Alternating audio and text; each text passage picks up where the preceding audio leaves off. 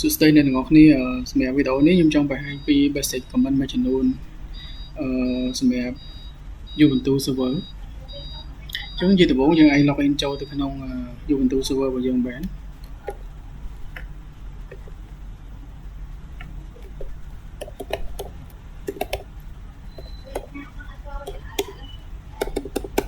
អញ្ចឹងយើងដាក់ password របស់យើងតខ្លួនមកអញ្ចឹងយើងអាច check មើល user បាន who am I បាទហើយយើងទៅកាន់ present working directory យើងវាយពាក្យថា pwd យើងមកអញ្ចឹងទីមួយខ្ញុំចង់បរៀនទៅលើការបង្កើត file អញ្ចឹងបងប្អូនត្រូវប្រើ command មួយពាក្យថា type នេះគឺយើងប្រើដើម្បីធ្វើការបង្កើត file ហើយនឹងឈ្មោះ file ដែលយើងចង់ដាក់អញ្ចឹងខ្ញុំសូមបង្កើត file text មួយដែលមានឈ្មោះថាfile name .txt អញ្ចឹងយើង enter ទៅហើយយើងអាច check មើលតើមាន file នឹងបង្កើតហើយនៅយើងប្រើ command ថា ls អញ្ចឹងគឺមានហើយសម្រាប់ command យើងអាចវាយថា ls/x ហ្នឹងគឺយើងអាចមើលបានលក្ខណៈបែបនេះឬក៏មើលជាលក្ខណៈថាឲ្យច្បាស់សម្រាប់ comment ហ្មងយើងវាយដូចគ្នាប៉ុន្តែយើងបន្ថែម x នេះចុងបន្ទុយបាទអញ្ចឹងយើងប្រើមួយណាក៏បានដែរអាស្រ័យលើយើងថាមួយណាស្រួលមើលជាងអញ្ចឹងដើម្បីយើងទៅសេជាលក្ខណៈ text ចូលទៅក្នុង file របស់យើងបានយើងអាចសេថា echo ហើយនេះគឺហើយដែលយើងចង់ទៅសេអញ្ចឹងយើងប្រើ single quote សេថាទីហោថាhello world ចឹងមកអញ្ចឹងគឺបានដូចគ្នាតែអត់បាន save គ្រាន់តែយើងបានទៅ save យើង output ដើម្បីឲ្យឃើញអញ្ចឹងណាតែសម្រាប់នៅក្នុង file ហ្នឹងគឺអត់មាន text ដែលយើងទៅ save ថា hello world ហ្នឹងយើងអាច check មើលបានតាមរយៈ command ឈ្មោះថា cat ហើយនឹង file ដែលរបស់យើង enter ទៅគឺអត់មានទេបាទអញ្ចឹងដើម្បីយើងអាចធ្វើការ save file នឹងចូលទៅក្នុង save អា text នេះចូលទៅក្នុង file យើងបានយើងអាចដាក់លក្ខណៈជាសញ្ញាចេះហើយនឹងឈ្មោះ file បាទយើង enter ទៅយើងអាច check មើលម្ដងទៀតបានអញ្ចឹងគឺមានហើយបើសិនជាវិធីមួយទៀតយើងអាចលក្ខណៈថាប្រើ command ឥឡូវខ្ញុំសុំលុបវាចោលសិនដើម្បីលុបយើងប្រើ command rm គឺ remove នេះហើយនឹង file name របស់យើងអញ្ចឹងយើងអាច check មើលអញ្ចឹងអត់មានទៀតទេសម្រាប់file ដែលយើងបានបង្កើតហ្នឹងខ្ញុំសូមបង្កើត file ថ្មី clear ចោលមួយសិនស្រួលមើលបន្តិចអញ្ចឹងយើងបង្កើត file យើងប្រើ command ឈ្មោះថា type ដែរហើយនឹងឈ្មោះ file អញ្ចឹងដាក់អីដាក់ទៅតាមការតេស្តរបស់យើងហើយយើងត្រូវប្រើ command មួយឈ្មោះថា nano ហ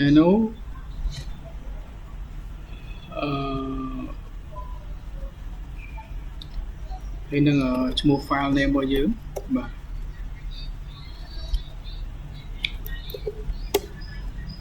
អញ្ចឹងអីដែលយើងចង់ទៅសេបានធម្មតាhello និយាយទៅអាស្រ័យលើបងប្អូនតាមតែមើលការជាក់ស្ដែងអញ្ចឹងណា hello world my name ពន្លឺអញ្ចឹ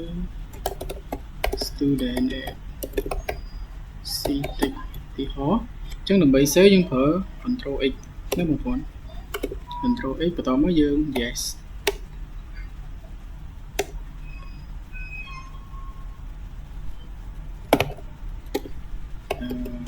សុំ clear ចោលអញ្ចឹងយើងអាច check មើលបានអីដែលមាននៅក្នុង file មួយហ្នឹងណាអញ្ចឹង cat file name អញ្ចឹងមកគឺបងប្អូនឃើញហើយអីដែលយើងបានទៅ save មុនហ្នឹងបងប្អូនអញ្ចឹងងាយទេសម្រាប់ basic command នេះណាហើយដូចបានបង្ហាញមិញអញ្ចឹងបើសិនជាយើងចង់ធ្វើការលុបគឺលុបបានដូចគ្នា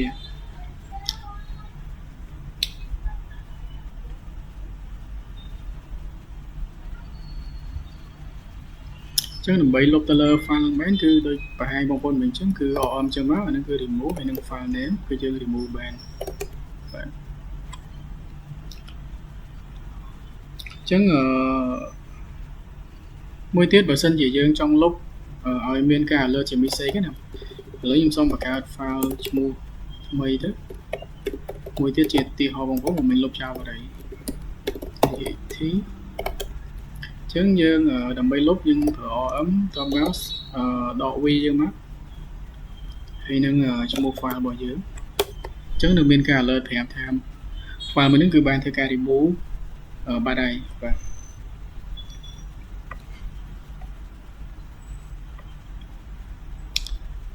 ចឹង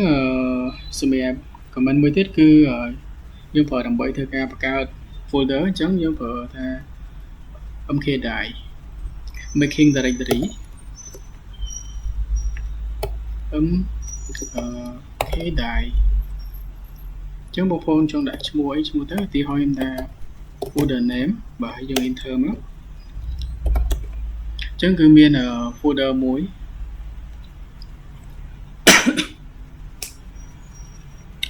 អញ្ចឹងដើម្បីចូលទៅក្នុង folder នេះបានយើងប្រើយើងអាចបែរទៅថា cd ហើយនឹង folder name យើងមកគឺចូលបានហើយទៅក្នុង folder មួយហ្នឹងហើយបើសិនជាយើងចង់ត្រឡប់មកវិញយើងប្រើវាថា cd មកក្នុងកន្លែងដើមវិញបាទឬក៏ cd ដកចុចចឹងមកអានេះគឺចូល home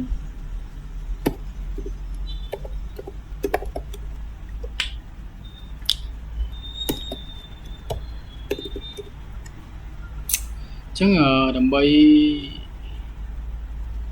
ធ្វើការលុប file ហ្នឹងគឺយើងអាចប្រើ comment ដូចគ្នាគឺ remove directory យើងប្រើថា om direct om die ហើយនឹងឈ្មោះ folder របស់យើងយើង enter មកចឹងគឺបានលុបបាត់ហើយសម្រាប់ folder មិញមួយទៀតបើសិនជាយើងចង់ធ្វើការសរសេរបង្កើត folder ហើយយើងសរសេរយកហ្មងគឺយើងអាចប្រើ comment មួយឈ្មោះថា nano ហើយនឹងឈ្មោះ file របស់យើងបងប្អូនទីហោថា file name.txt អញ្ចឹងណាអញ្ចឹងយើង enter មកអញ្ចឹងយើងអាចសរសេរបាន hello world អញ្ចឹងមកហើយ m ពន្លឺ student at c តិចទីហោអញ្ចឹងខ្ញុំធ្វើការ control x ហើយ y ខ្ញុំសូមធ្វើការ clear សួរមើលបន្តិច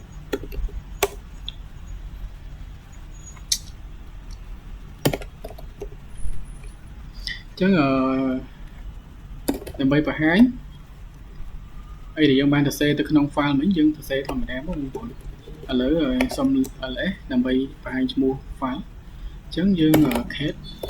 file name អញ្ចឹងគឺឃើញបងប្អូនអញ្ចឹងគឺវាលឿនជាងយើង type ឈ្មោះ file ហើយបានយើងធ្វើការ nano តាមក្រោយអញ្ចឹងយើងអាច nano ហើយគឺឈ្មោះ file យកហ្មងបង្កើតភ្លាមសរសេរភ្លាមហ្មងអញ្ចឹងមួយទៀតយើងអាចធ្វើការ copy បាទ copy ជា file ចូលទៅក្នុង folder អញ្ចឹង folder អត់មានទេខ្ញុំសូមបង្កើត mkdir folder name សូមដាក់ឈ្មោះអញ្ចឹងយើងប្រើ comment ថា cp ហ្នឹងគឺ copy folder name ទៅក្នុង folder ឈ្មោះថា folder name អញ្ចឹងយើង enter មក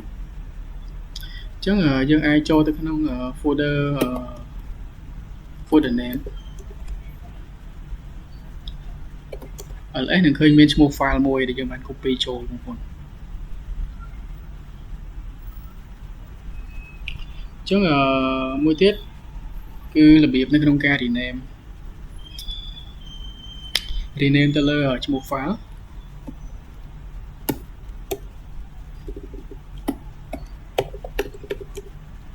ចឹងដើម្បី rename បានគឺយើងប្រើ comment ឈ្មោះថា mv ហ្នឹងគឺយើងធ្វើការ rename ចឹងឈ្មោះ file ដើមសូមដាក់ឈ្មោះថា av2.6.txt គឺទុយ file គឺត្រូវដូចគ្នាចឹងយើង enter មកចឹងយើង ls មើលបានចឹងសម្រាប់file name គឺយើងបានបដូរពីឈ្មោះថា file name.txt មក av2.6.txt ចឹងមួយទៀតយើងអាចធ្វើការ backup file ឡើងបានដូចគ្នាដែរដើម្បី backup គឺយើងប្រើ command ដែលមានឈ្មោះថា cp តារាដាក់ឈ្មោះថា av2.2.6 .txt ហើយនឹង av2.6.txt ដែរតែយើងប្រើពេលថា back ផ្ទុយ backup ចឹងណាចឹងយើង enter មកចឹងយើងអាច check តើមាន file មែនចឹងគឺមាន folder name មួយ av2.6 ហ្នឹងហើយនឹងផ្ទុយ back នឹងមួយទៀតចឹងបើសិនជាទីឲ្យយើងចង់លុបrm av2 ចឹងយើងអាចលីមើលម្ដងទៀតបានចឹងគឺនៅសល់2គឺនៅផ្ទុយ backup ហើយបើសិនជាយើងចង់លុបឲ្យមានជាការ alert គឺលក្ខណៈដូចមុនចឹងគឺ rm ហើយនឹងឈ្មោះ file របស់យើង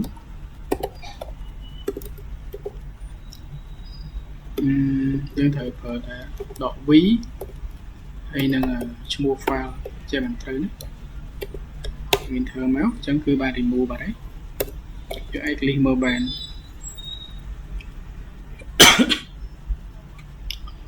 មួយទៀតយើងធ្វើការ remove ទៅលើ folder អញ្ចឹងណាបងប្អូនអញ្ចឹងខ្ញុំសូមបង្កើត file មួយចេះមក touch file name.txt go ទៅក្នុង file name ហើយដាក់ថា hello world ជាទីហោ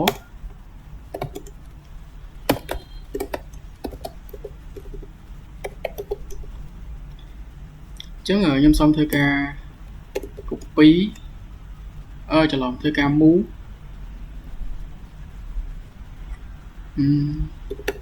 ធ្វើការ copy cp ណាគឺ file ហ្នឹងទៅក្នុង folder ដែលមានឈ្មោះថា folder name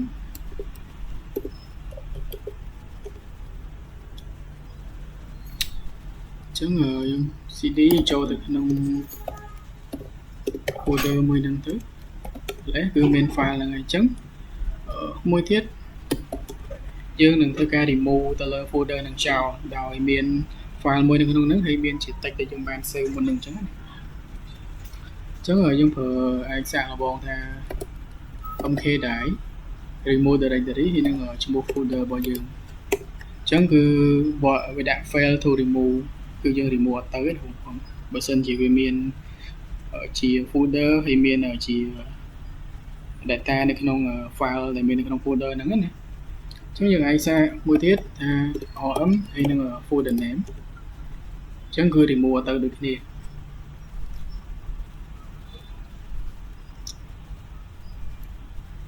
ចឹងដើម្បីឥឡូវមួយទៀតក៏បានដែរយើងអាចដាក់ថា mk ដែរ .v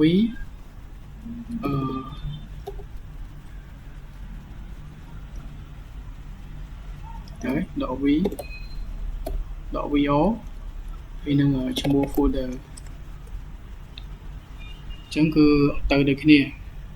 ចឹងយើងមាន comment មួយដើម្បីធ្វើការ delete បានទាំងអស់ទោះមាន data ក៏ដោយយើង say ថា mo .vo ហើយនឹងឈ្មោះ folder ចឹង folder នេះគឺត្រូវបាន remove ហើយសម្រាប់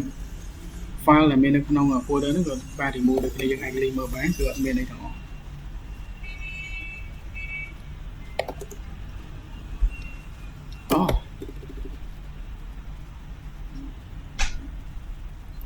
ខ្ញុំបាន check មើលមិញថាវាមាននេះដែរអត់ file នៅក្រៅមួយដែរអត់ចឹងណាព្រោះណាឥឡូវហ្នឹងឃើញមានfile មួយ hello world ចឹងដើម្បីលុប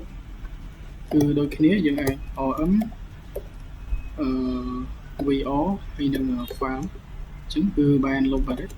បាទចឹងដើម្បីលុបគឺប៉ុណ្្នឹងឯងចឹងជាទូទៅបើសិនជាយើងលុបអត់ទៅយើងប្រើដក vr ឬក៏ vr action ទៅ rm ណាមិនថា file ក៏ដោយ folder ក៏ដោយបើសិនជាមាន data គឺយើងធ្វើអញ្ចឹងគឺលុបទៅហើយ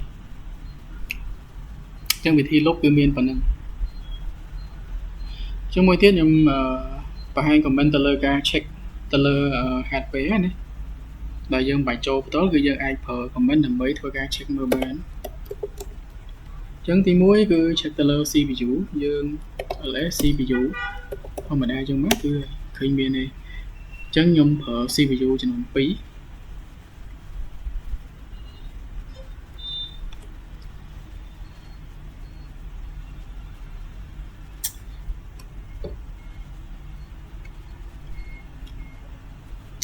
ជាមួយទៀតដើម្បី check មើលទៅលើ process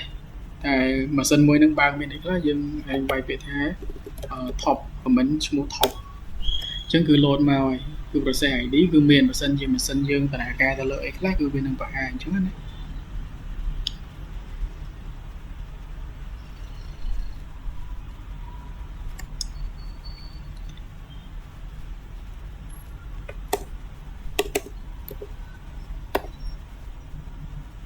ខ្ញុំសូម clear ចោលអញ្ចឹងមួយទៀតបើសិនជាបងប្អូនចង់និយាយថាមិញហ្នឹងវាលក្ខណៈជា command សុទ្ធហ្មងបើសិនជាយើងចង់ឃើញ interface មាន color មានអីខ្លះយើងអាចប្រើកម្មវិធីមួយឈ្មោះថា Top អញ្ចឹងដើម្បីធ្វើការតម្លើងបានយើងអាចធ្វើការតម្លើងតាមរយៈ command ឈ្មោះថា sudo app install top ចឹងយើងអាច set enter ហើយនឹង password ដាក់ចូលមក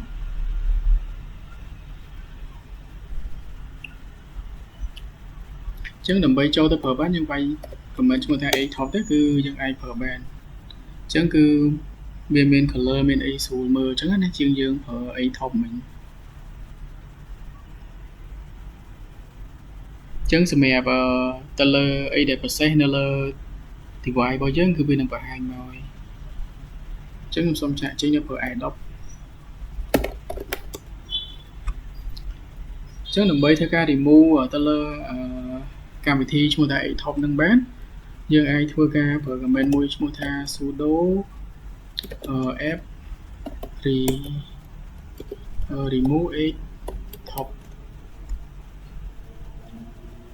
ចឹងយើងនិយាយមក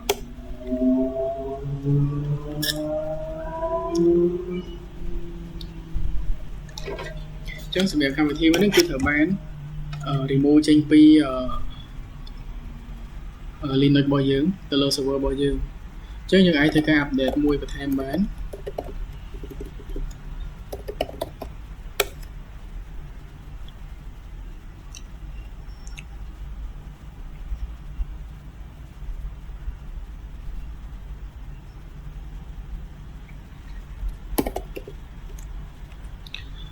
ចឹងមួយទៀតដើម្បី check មើលទៅលើ RAM របស់យើងយើងអាចប្រើ command ឈ្មោះថា free តែដើម្បីស្រួលមើលគឺយើងអាចធ្វើការឲ្យដក clear ហើយយើងប្រើ A ចឹងមកគឺឃើញហើយ RAM យើងមានប្រមាណ G អីចឹងណាដែលវានៅ free មានប្រមាណអីមែនគឺយើងមើលនៅនឹងបានហើយមួយទៀតយើងអាច check មើលទៅលើ disk ចឹងក៏ដូចគ្នាតែគ្រាន់តែដើម្បីយើងស្រួលមើលយើងដក clear ប្រើ A ចឹងមកគឺស្រួលមើលនេះដែលយើងប្រើមានមែនអីមែនគឺនៅនឹងទាំងអស់ចឹងណា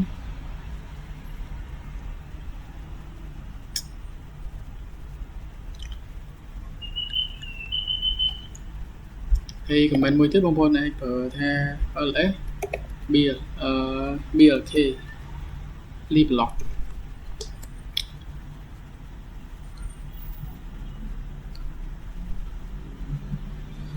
ចឹង D របស់ខ្ញុំគឺមានតែមួយឯងមួយទៀតដើម្បី check មើលទៅលើ IP ខ្ញុំប្រើ IP ហើយចឹងគឺឃើញឯង IP យើងគឺមានបង្ហាញនៅនឹងស្រាប់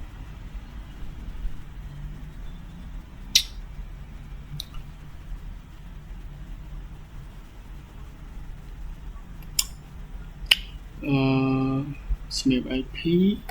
ចឹងយើងអាចចូលមក check កន្លែងsetting កន្លែង machine កន្លែង network Wi-Fi គឺត្រូវហើយ host name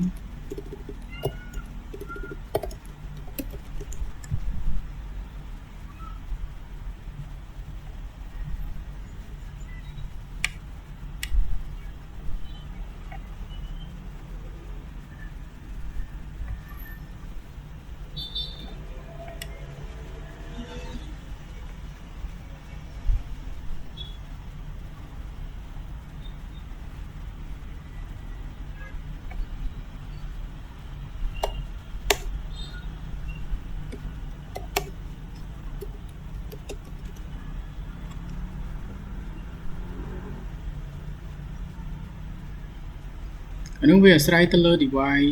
ដែលយើងសេរីដែរ adapter ប្រើ Wi-Fi ព្រោះយើងប្រើ Wi-Fi យើងអត់បានប្រើខ្សែនេះណា